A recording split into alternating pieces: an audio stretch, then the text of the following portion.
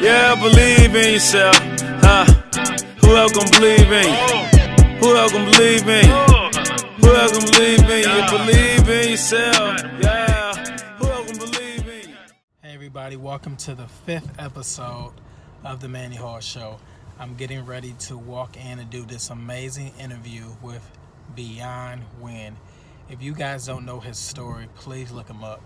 He has an incredible story of triumph, of going through tribulation, going through challenges and still bouncing back. He has an amazing gift right now. He works in real estate.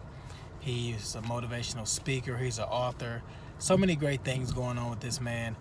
I hope that you are excited. Let's get ready for the 5th episode of the Manny Hall Show. Be blessed, y'all. For the people that don't know, bro, please tell them who you are, what exactly you do. For the people that don't know, I am Wynn. I'm a real estate investor. I'm an inspirational teacher and author. Awesome. So are you out here of Cleveland, Ohio? Yes, born and raised in Cleveland, Ohio. Awesome. 79th and Superior, to be exact. Gotcha. But I see you get around, you do your thing all around Cleveland and surrounding areas. I do. I do. I think the world is small, and we should wake up every day wanting to explore more, see more. Yeah. Because we have the opportunity to, so why not take advantage of every opportunity? Absolutely. I totally agree. So you said you do real estate. How long you been in the game? I've been in real estate a little more than 15 years. Okay. And what made you get into it? Well, from a young age, a kid working with my grandfather and my uncles. My grandfather used to build homes in the Lakeshore area. Yeah. So they had a construction company. So when I was a kid, I used to work with them, painting, learning a little bit about carpentry. But I knew at an early age that I didn't want my hands dirty. I hated to have my hands dirty. Okay. But I also knew that it was an opportunity for me to have not a trade, but just understand the real estate game from the inside out. But I didn't want to be a worker. I wanted to employ people to bring homes to life, like find an ugly house and and put a crew in there and make it the best house on the street. So that's how I got introduced to real estate, working with my grandfather and uncle. Gotcha. So they were in a sense like your mentor. Yes. Okay. Yes. Cool. And then so let's take them on the journey of when you first started, the challenges, some of the ups and downs of, you were a youngster trying to get into the game and trying to learn so much, but I'm pretty sure it wasn't easy every step of the way. No, it wasn't. I actually had a mentor that held my hand as it pertains to real estate and investing, because my grandfather and uncles, they were used to the work side, the construction side. Yeah. So I had an individual that was a real estate broker and investor. He kind of held my hand through the process, helped me find my first home, helped me put a crew together, and walked me through the complete rehab process. Okay. That makes sense. So that was a blessing having somebody there. But what about those individuals that are trying to get in real estate or have some other endeavor when they don't have a mentor? What advice would you give to them? The funny thing is, mentors are great and having somebody to guide you along the process. But I think as human beings, we have an unfair advantage. And what I mean by that, the many gifts that God equipped us with. So if nobody held our hand or guided us through, we are equipped with something I like to call infinite intelligence. And so that's that thing that we ignore. And what I mean by that is our infinite intelligence, or our first mind, or our God mind tells us to go right. It tells us don't do business with this person. Yeah. It tells us to go home instead of going to the club. Yeah. Most of the time we ignore that. Right. So with everything in life, we are already equipped with infinite intelligence, and it will guide us through. But most people feel like they need somebody to help them, and they sit and waiting on somebody to motivate them. What if nobody shows up? Wow, yeah. What if nobody shows up? But I think just taking action, just moving forward. Once you start to move forward and demonstrate your faith, everything that you need will show up. The ideas, the people, everything you need. Quick example. This movie, I forgot the name of it, but it's a Christian movie, and Moses was looking at the Red Sea. I believe it was the Red Sea. Okay. And he were leading the people, I believe, I forgot where he was leading them from, but it was the Israelites, that story. And so they were at the Red Sea, and Moses was talking to the people, trying to convince the people to follow him, because God gave him a message telling him to cross the Red Sea. Okay. So in your regular mind, you're looking at the Red Sea like, how am I gonna cross the Red Sea? But what happened was Moses believed in God, right? Moses trusted. Moses had faith. So the sea didn't part when Moses went back to school to get another degree. When Moses went and got some more people to go with him, the sea departed when Moses demonstrated his faith. When he demonstrated his faith and walked into it, it parted. That's the same way we have to do in life. Gotcha. I love that. So it's really about having some faith, but at the same time having some action. Correct. So what about those lazy people that are just expecting God to just do it all for them? So they say their little cute prayer and they just believe in God so much, but they're not having any action, no productivity. I mean, it's not too much you can do for someone that's not going to take responsibility for their life. Right. Period. I can't help someone that won't take responsibility for their life. I can't help someone that don't understand the amazing gift that we have of life. Like if we don't have anything and God wake us up in the morning, that's everything. Because with the gift of life, everything is possible. Without the gift of life, nothing is possible. I totally agree with that. And it's like on this journey of being an entrepreneur, and it's like everybody's story is totally different. But one central thing that I continue to hear over and over and over from people is, this is hard, man. I just want to give up. I can't take it no more. Like, what about them people, Beyonce? Like talk to them. You know, I would challenge people that feel like they want to give up. I would challenge people that says life is hard. I would challenge them to do some soul searching. I would challenge them to really stand on. See, everybody talk faith, right? But when it comes time to demonstrate faith, nobody's moving. So I would challenge people to exercise those gifts that God gave us. That's the only way you can really feel what it feels like to be successful, to win. You have to demonstrate the gifts that God gave you in order to experience the feeling good every day. Not saying that things not gonna happen, because on this planet things happen, but you can control how you respond to what happened. But you have to first have a positive mindset. Feeling like you want to give up is not going to attract great things in your life. You have to feel that wherever I'm at, God equipped me with gifts to be able to grow through it. Right. That's the first step, because money can't change that. People think that money, car, house, that don't change. Right. If it did, people that had a $10 million contract, they get strung out on drugs, they kill themselves. So it's like it's not money. Right. Like money is great, but first it starts with you understanding the gift that God gave you. That's it. So I would challenge people to make that your study. Make that your study. Nothing else. Make that your study. And grow through life, not go through. I love that. So what gave you light with that difference that you just explained, instead of just going through life and growing through life? Because I think what you're saying is like, we're going to have to go through it regardless. You might as well do some growing. Absolutely. For me, because I've been through some tough times in life, and I didn't always have this mindset. I've been in a juvenile detention home. I've been in state prison. I've been in federal prison. But for me, it was wanting something different, wanting to experience something different, but more importantly, wanting to feel different. So after reading books and going to seminars, taking action towards equipping myself with the tools to feel different and to have a successful life, when you commit to that journey, you're going to find things that you can use to enhance your life on a positive note. So I started to believe some of the things that I read in books. I started to believe some of the things that my mentors were telling me, and I started to go out and demonstrate those things. One of the things was reading something every day, reading something positive every day that can add value to your life. Gotcha. Prayer, meditation, exercise. Those things, those are the best part of my day. Yeah. I start my morning off prayer, meditation, exercise. I love it. Repeat. I love it.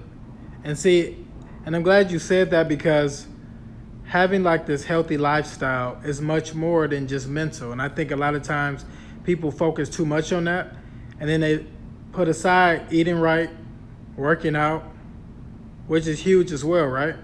Oh, absolutely. I think they all go together, and once you kind of put them together with, you know, prayer, meditation, reading, and exercise, you will feel different. Your outlook on life is different. Yeah. When you look in a mirror, it's different. Yeah. You can't read something positive every day and feel negative.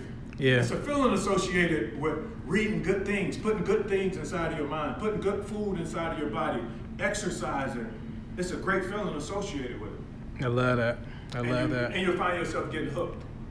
Absolutely. Right. So you said that you had been through some things. You had been in prison. Now, when you were there, like, what things were you learning at that point? Like, man, I can't come out and be the same. Well, my last sabbatical.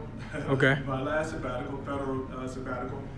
And there's a reason why I call it federal sabbatical. There's a reason why I said it was college. Yeah. Because those words, when you look at it like that, the words that come out of your mouth, it's a feeling associated with the words that come out of your mouth. Yeah. So I looked at it in every positive light that I can think of. Right. And so when I was there on that journey, my main goal was to equip myself to become more. When you become more, you attract more. You can have more. When you That's become right.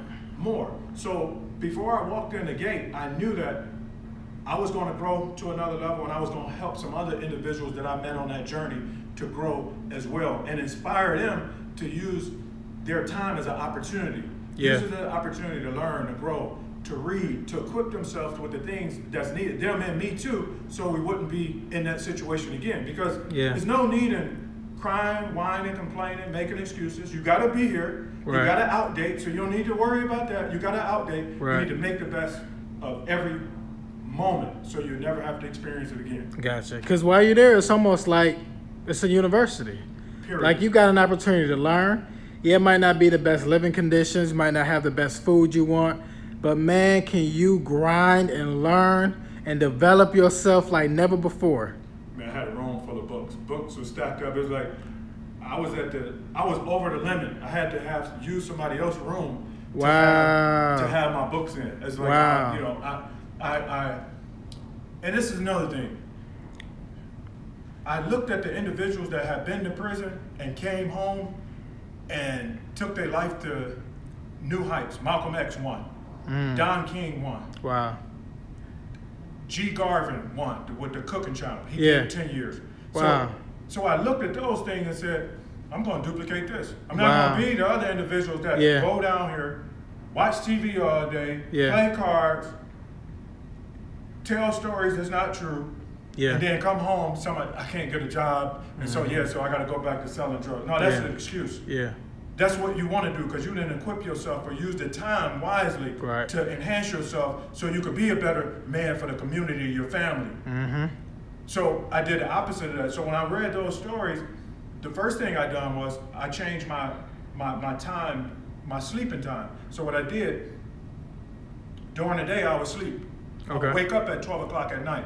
So I would sleep when everybody else was up, doing everything but enhancing their life. Gotcha. And I would wake up at midnight when they go to sleep. So everything quiet. So I wake up at midnight. Okay. I had my plan wrote on the wall by the door. Yeah. And then I had my vision board up under my bed. I was on the bottom bed, so I had my vision board. Everything that I wanted when I came home. I had the vision board there. And so I would walk back and forth to my cell, talking to myself, talking to the universe about everything that I was already doing. So I visualized MTV Cribs coming to my house. I open the door. The first room I take them to is the library. I love it. On the table, I got Think and Grow Rich. I love it. And so I continue to do that and embed those things in my mind. Another thing that I learned from Don King, he studied the dictionary when he was away. Oh, wow. So I did the same thing. So I took 10 words a day, learned to use them in a sentence, and had my cellie during count time, I would utilize count time to go over the words. He would read them to me, I would spell them, use them in a sentence, and say the definition. So what's count time? Count time is when the prison system, you gotta if you in dorms, you stand up by your bed.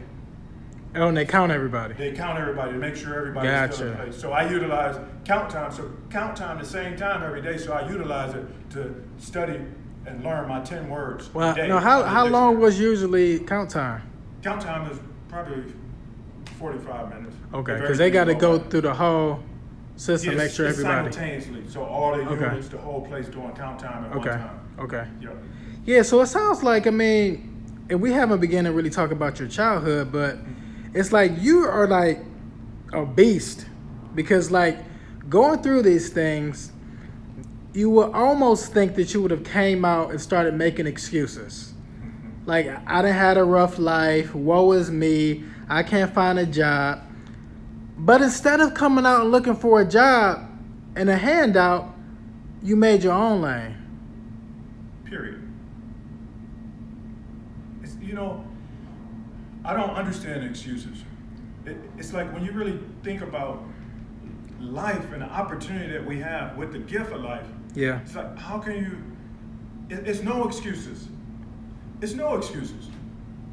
I gotta take this. This is one of my. Oh, go ahead. Go ahead. Do what you gotta do. Beyond.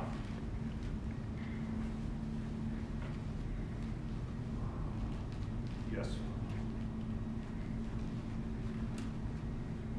Okay, can you tell me how much the order is? Be honest, taking care of some business right now.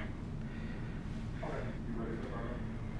So instead of stopping the interview, we're just gonna go ahead and conduct it, let him do his thing, and we're gonna get back into it. As you guys can see, this man is phenomenal. I mean, not only did he go through adversity and some hardships, but he's still grinding through every single thing that he's going through. He's not stopping. He's made a decision that he's going to do his thing regardless, and he's not going to let anything stop him from climbing to where he wants to be. You know, he alluded to being on MTV Cribs, and I definitely believe that that's in his future, because this man is amazing. And it's like, for everybody out there that's struggling in any area of your life, know that you gotta keep going. You gotta keep pushing, y'all. This is not the time to give up. This is not the time to fail. You gotta keep grinding. Doesn't matter if you've been in prison, you've been in foster care, you've been adopted, you've been raped, you've been abused. You gotta keep going. All right, now he's done. Let's get back into the interview. So I don't know exactly where we left off, but I was just telling the people how dope you are with you just not giving up. Yeah, so it's like, I did a post today on Instagram, and basically I said, think about the people that we've lost, family, friends. They don't have an opportunity to demonstrate their genius. They made a transition to the spiritual realm, right? Yeah. But we still have an opportunity here in the physical realm to demonstrate our genius. Right. So why wouldn't we? Right. That's it. Like, why wouldn't we? I love it. I love it. And it's like, we have this precious opportunity to make some moves, to do some incredible things. And the sad part is, a lot of us just wait for something to happen. Let the years go by, and then we wait for January. So now we're in December. So you're probably gonna see a lot of posts beyond on Facebook, Instagram, Twitter about what people are gonna do in January. You know, I don't believe in waiting till Monday to start. I don't believe in, on the New Year's, I got these resolutions. It's like, you got the gift of life right now. Start right now. Start right now. People have to stop following stuff that sound cute. I'm chasing money. So if you chasing money, you telling the universe you chasing money. So that means money is always running from you. Wow. So I ask you, why is money scared of you if you're chasing money? So stop following stuff that sound cute and start using your brain. So that's right. If you don't take advantage of the opportunity now, with the gift of life and the other gifts that God equipped you with, you don't have tomorrow. None of us have tomorrow. It's true. You have to maximize this moment. And you don't need money to put a plan together that's going to elevate your life. And guess what? When you start writing out the life that you want, the things you want, what you're willing to sacrifice, the life of your dreams, just the plan, just putting a plan together. It's a feeling associated with putting a plan together. You're going to feel good about that. Yeah. So you don't need money to put the plan together. That's right. You don't need money to go walk through the 5,000 square foot house that you want. You don't need money to go have that feeling, that experience, to plant that seed. Right. Start now. Start now. I love it because it's like we're right now people. We can't physically go into the future, and the stuff that is behind us, we can't go back there. We're always right now. So it's like we got to begin to make moves right now. But I like part of what you said too about sacrifice. You know, that sacrifice word scares a whole lot of people, Beyond, because it's something that we don't want to do.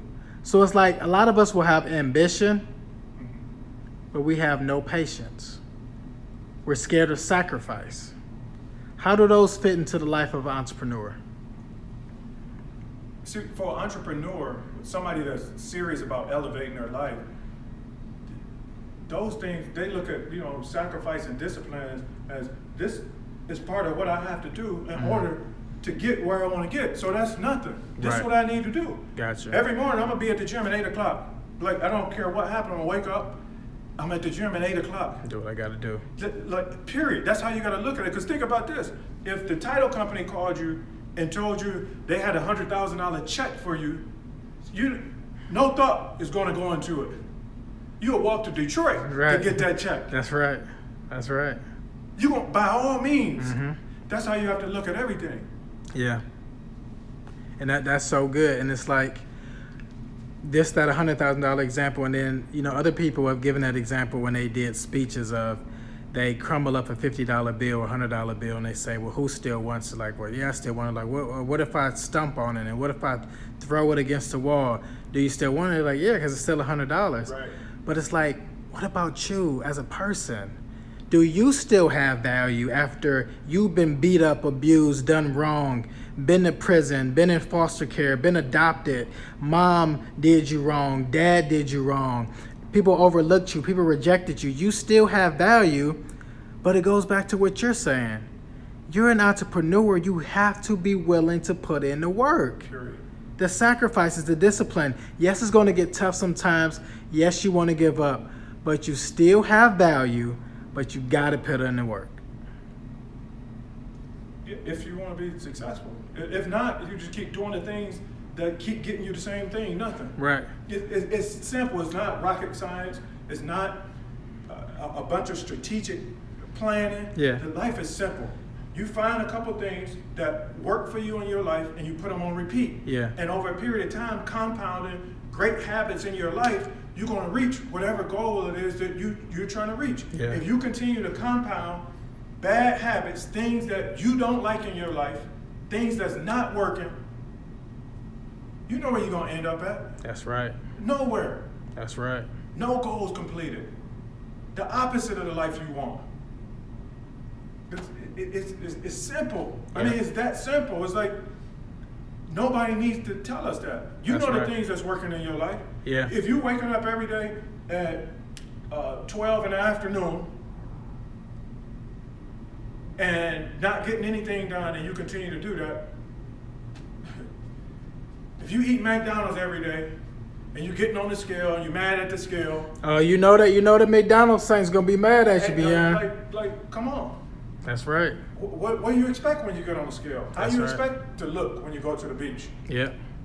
Like, you got to be accountable and take responsibility for wherever you are, because it's your problem. Really, it's nobody else's problem. But be comfortable with where you are. Yeah. Own the decisions and choices that you made Yeah. to be wherever you are. Because wherever you are, you've made a reservation to be right there. Wow.